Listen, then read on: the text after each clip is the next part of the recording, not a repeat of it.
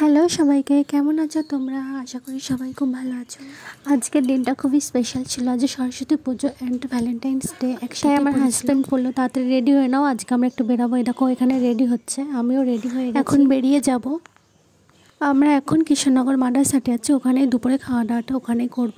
ও আজকে আবার ডিউটিতে চলে যাবে, তাই মনটা একটু খারাপ লাগছে। আমাদের বিয়েটা কিন্তু লাভ ম্যারেজ হয়েছে।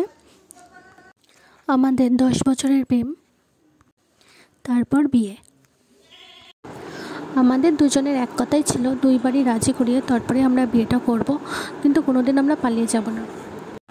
ও আমাকে কি গিফট দিল সেটা তো তোমাদেরকে দেখানোই হয়নি। এই দেখো, এই ফটো ফ্রেমটা দিয়েছে, আর চকলেট দিয়েছে, একটা ডায়েরি দিয়েছে। আমরা ওখানে পৌঁছে কটা ছবি তুলে নিয়েছিলাম। ও বলল তুমি দাঁড়াও, তোমাকে একটা ছবি তুলে দিই। এখানে এসে দেখি খুব ভিড়। আমরা অনেকক্ষণ দাঁড়িয়ে থেকে তারপর ভেতরে ঢুকেছি আর কুপন কেটেছিলাম। এখানে ও মনে হচ্ছে কিছু একটা ভাবছিল, কী ভাবছিল সেটা জানি না।